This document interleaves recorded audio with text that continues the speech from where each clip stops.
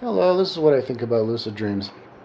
I saw, what's her name, Nero Soup Girl, do one on lucid dreams the other day, and she's talking about it, so I was like, all right, I'll do it.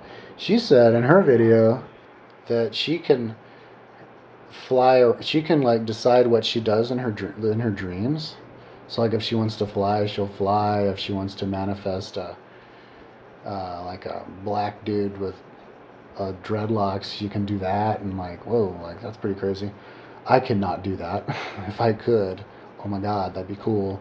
I mean, I can do it in my conscious state when I'm imagining. I can picture somebody in my head, and like as though and like take a photo of it, um, and even create people's faces who don't exist and people's bodies who don't exist and whole scenarios in my head visually while I'm awake, but not like in a dream.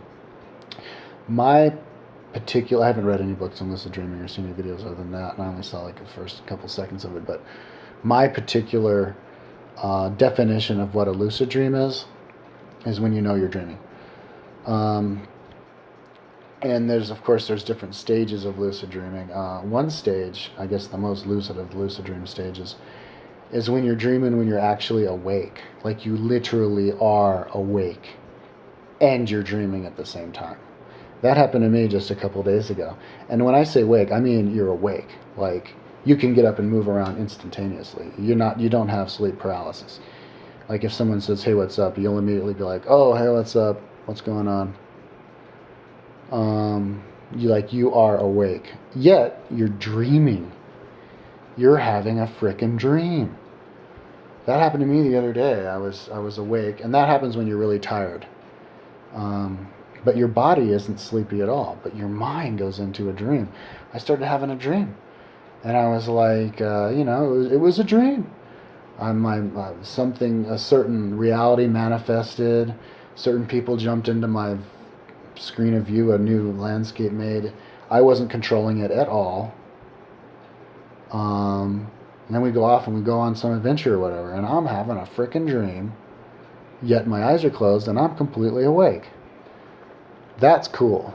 Um, those are really cool. Now, next time I have one of those dreams, I'll see if I can actually create it, because that's going to be my best bet of having these kinds of lucid dreams where you actually create exactly what's going on. Um, Now, if anybody has any techniques on how to do that, I'd love to hear it. Now, there's another kind of lucid dream where you know that you're asleep. I mean, you're awake. You're actually awake, and you're having a dream at the same time. Now, these dreams are even stronger. And it's a complete visual dream, and you know you're awake. You can hear people walking around. You're totally awake, only you have sleep paralysis. You're physically asleep, but you're mentally awake. And those are really scary, actually, and not very pleasant, because it takes you a few seconds to move. Like, you cannot get up and walk around. And those usually happen when you physically are tired.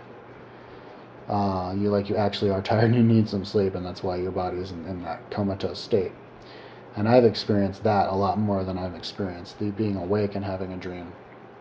Um, but but yeah, like if somebody walks in the room and they talk to you, you can hear them, and you try to talk to them, and you try to go, "Oh yeah, what's up? I'm here. I just can't talk and I can't move because physically I'm asleep, but mentally you're totally awake and you're having a full-on dream."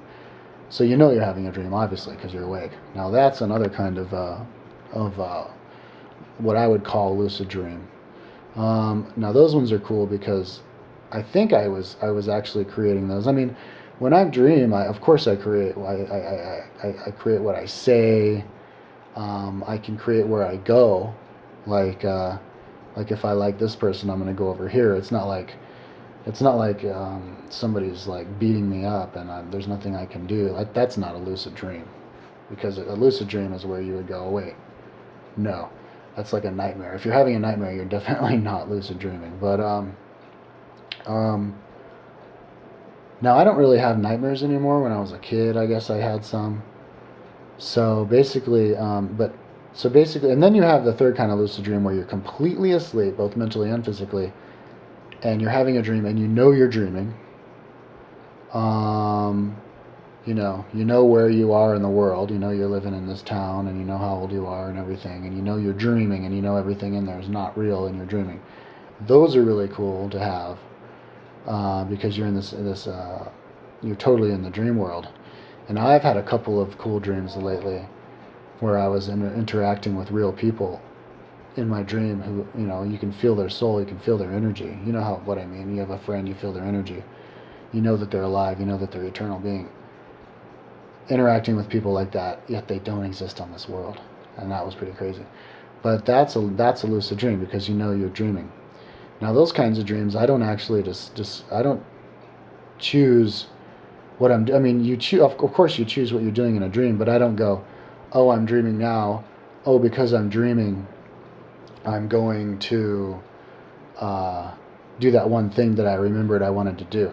Now, of course, a good technique to do that is every time before you go to sleep, you go, okay, on this dream tonight, I swear to God, I am going to have sex with Heidi Klum. Or tonight I am going to go skydiving. Tonight I am going to go skydiving. And then you dream, and of course you dream, and then when you remember that you said, oh, tonight I'm going to go skydiving, and then you go, okay, let's go skydiving.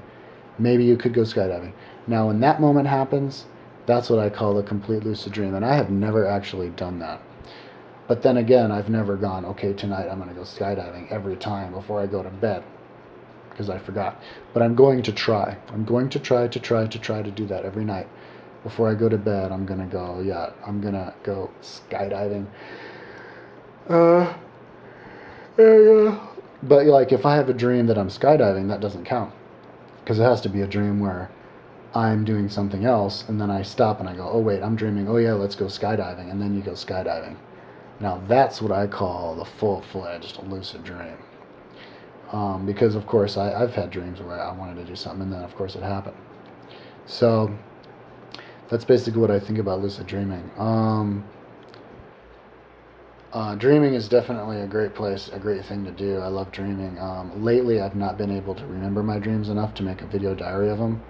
My brain just isn't there. But I think it's going to be there pretty soon. So I've had some cool dreams lately, and I think if I make the dream as soon as I get up, I'll be able to record it.